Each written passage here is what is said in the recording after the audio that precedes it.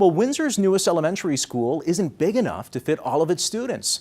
The Catholic Board just opened up St. Teresa of Calcutta this week. At the same time, more than 100 students are learning outside in portable classrooms. CBC's Jason Viau got a tour of the new school today. He joins me live now with more. Good evening, Jason. Is this a case of poor planning? Well, that's sure what some parents are talking about or have been talking about since the school opened earlier this week, but it's much more complicated than that. This is a $8.6 million school that I'm standing in front of, and it was built to fit 425 students. That was based on enrollment projections that were made years ago in 2011, 2012. However, today there are about 520 students stretching from JK to grade 6. So the extra students are in 4 portable classrooms outside. Here's what one parent thinks about his child learning in that space right next to a brand new school. It's a brand new school. You would think that they would fit all the students instead of making it a portable for extra students. That's the idea of the new school. And to have a portable, I'm not exactly sure why they did that. Now, he says other parents that he's spoken with are saying similar things. However, he says he's very happy overall with the new school and all the amenities that it offers. Now, the board says that student learning won't be affected by the use of portables here. They still have access to iPads and the small laptops that they use inside the school and all the other amenities that the school has to offer as well. And the board says when it comes to planning and building new schools, well, that's tricky business. Here's why. We do live in an era of declining enrollment. So you could build to the exact number, and if your enrollment doesn't maintain steady at those levels and it starts to drop off, then you're back to square one. Then you've got a half-empty building sitting there, and then you're back to doing accommodation reviews, and then you're back to closing schools again.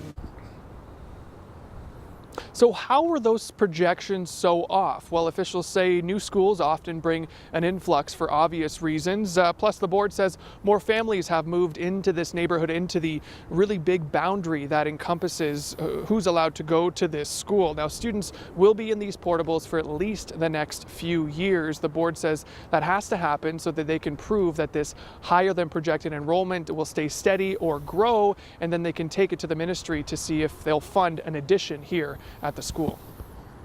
Jason, these portables are here to stay for at least a little while. So let's talk about the brand new school itself. How will student learning be improved?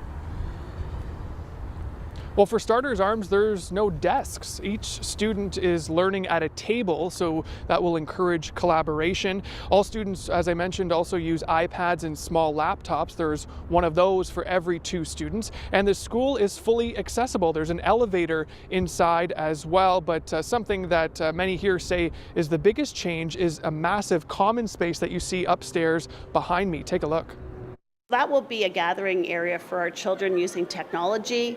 It will also be workspace for students to be working and a lot of collaborative learning going on, so multiple grades could be in there at the same time. This is where our special needs children come. Some of our special needs children need to be fed. We very much want to make sure that our special needs children are involved in every aspect of school. So this is why they come to this area, because at lunchtime, this is where we run our special programs.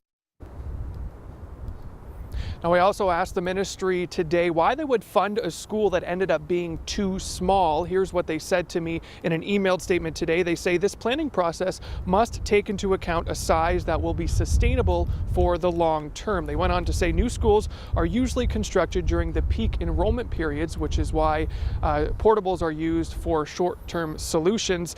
Bottom line, the ministry doesn't want any wasted or unused space heading into the future. Arms. Thank you so much. The CBC's Jason Viau on location with us live this evening.